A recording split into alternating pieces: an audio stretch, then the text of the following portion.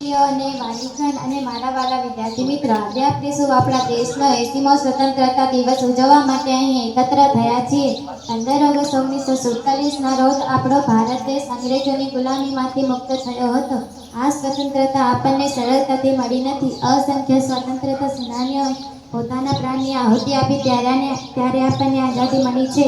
મહાત્મા ગાંધી, સરદાર વલ્લભભાઈ પટેલ, ભગતસિંહ, સુભાષચંદ્ર બોઝ અને અનેક વીરોએ દેશ માટે પોતાનું સર્વસ્વ સમર્પિત કર્યું. આજે આપણે તેમના બલિદાનને કૃતજ્ઞતાપૂર્વક યાદ કરીએ છીએ.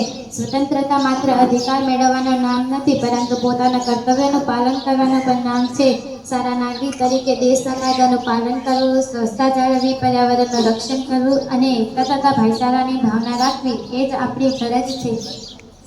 આજે ભારત વિશ્વના અગ્રણી દેશોમાં સ્થાન મેળવી રહ્યું છે. વિજ્ઞાન, ટેકનોલોજી, ખેતી, શિક્ષણ, રમતગમત અને અવકાશ ક્ષેત્રે પણ આપણો દેશ સતત નવી સિદ્ધિઓ હાંસલ કરી રહ્યો છે.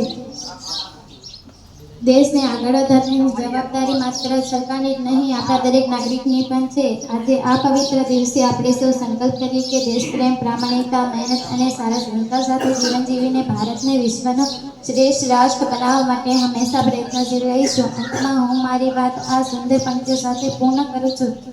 દેશ માટે જીવવું એ જ સાચી દેશભક્તિ છે. દેશની પ્રગતિમાં પોતાનો ફાળો આપવો એ જ સાચી દેશ સેવા છે. જય હિન્દ, જય ભારત.